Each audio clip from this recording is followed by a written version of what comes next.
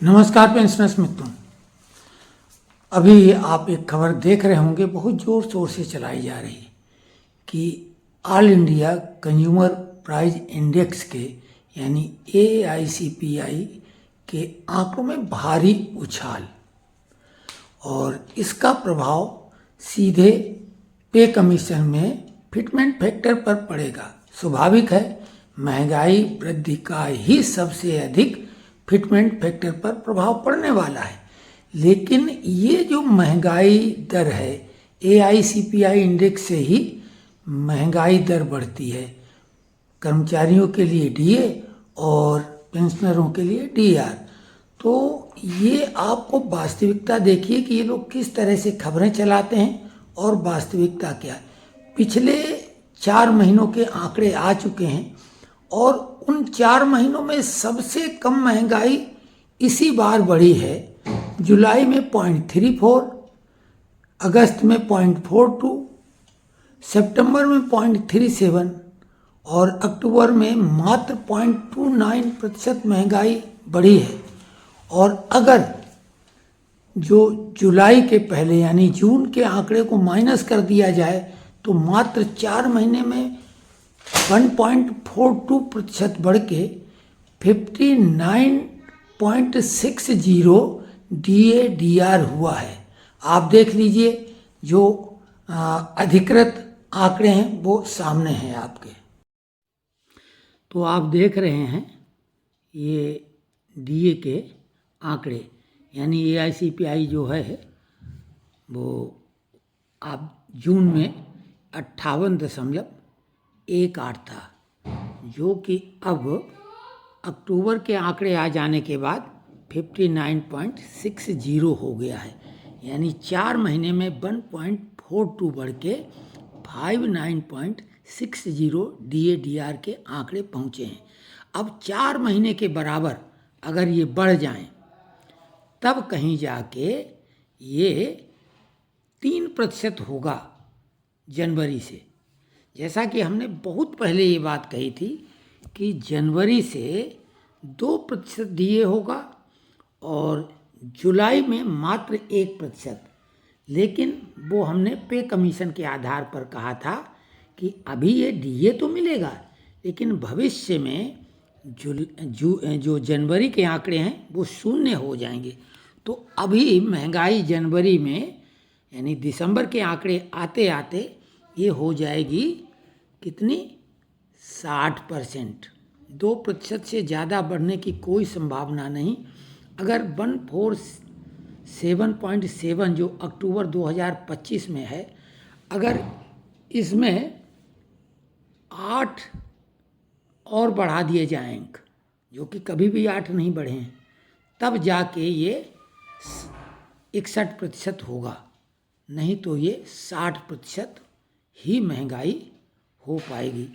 अब इससे fitment factor पे कोई भारी उछाल आ जाएगी, ये तो सब कुछ पहले से मालूम है। जब हमने आपको बताया कि 2% महंगाई बढ़ेगी जनवरी से, तो जो विशेषज्ञ हैं वो तो और अच्छी तरीके से बता सकते हैं। तो ये वास्तविकता है कि किस तरीके से एक तिल को ताड़ जैसा बना के ये लोग बताते हैं। सबसे कम महंगाई दर इस समय हो चुकी है और आपने देखा है AICPI के आंकड़े भी सबसे कम 0.29 ही बढ़े थे।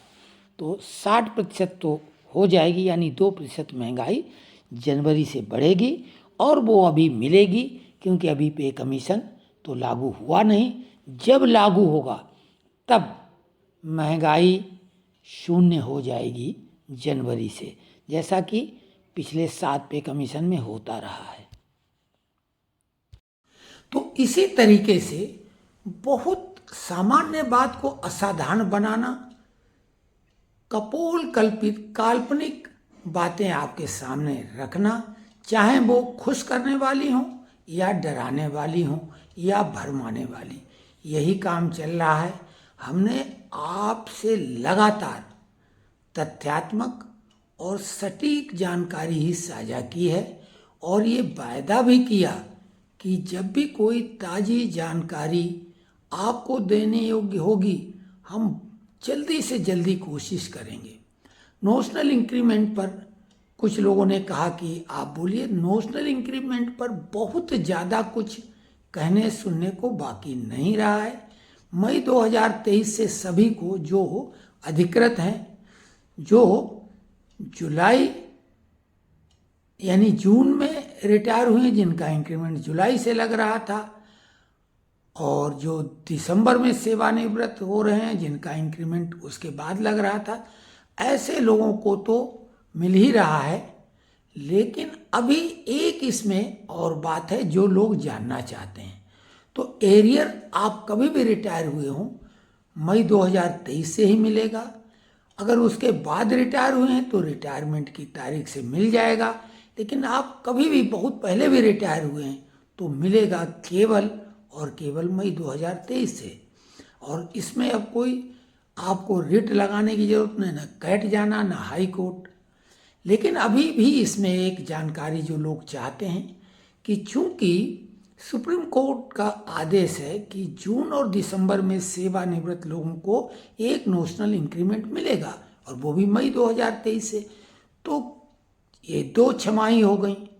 7वें पे कमीशन में 6 महीने में इंक्रीमेंट मिलता था, जुलाई और जनवरी से, जबकि 6वें पे कमीशन में केवल जुलाई से इंक्रीमेंट सभी को मिलता था। और 5वें पे कमीशन तक हर व्यक्ति का इंक्रीमेंट कभी भी होता था।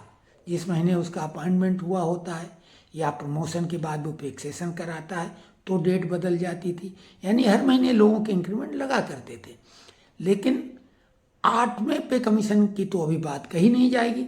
लेकिन 6वें पे कमीशन में एक व्यवस्था की गई, जब जुलाई से सभी का इंक्रीमेंट लगना तय हो गया तो जिन लोगों के 180 प्लस डे इंक्रीमेंट को हो चुके थे उनको एक इंक्रीमेंट लगा दिया गया था बिना 1 साल की क्वालिफाइंग सर्विस के।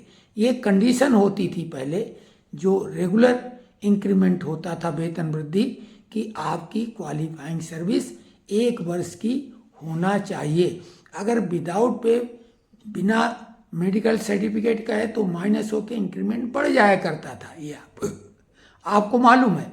लेकिन 6वें पे कमीशन में चूंकि सबका जुलाई से इंक्रीमेंट लगना था, इसलिए व्यवस्था बदली गई, और वो नियम स्वाभाविक है अब भी अप्लीकेबल होना चाहिए ही, और होगा। अभी सुप्रीम कोर्ट में मामला चल रहा है, क्योंकि एक नियम आप समझ लो कि अगर आपकी कोई भी लेनदारी या देनदारी 50 पैसे के ऊपर है तो वो 1 रुपया हो जाता है, और 50 पैसे से कम है तो वो 0 हो जाएगा।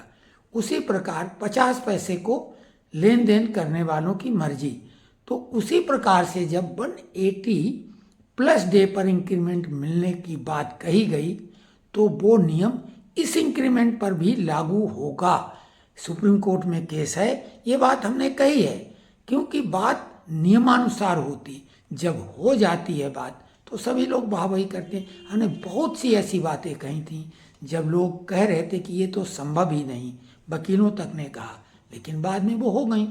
हमने कहा था कि नोशनल इंक्रीमेंट सभी को मिलेगा, इसके लिए कोई केस करने की आवश्यकता नहीं।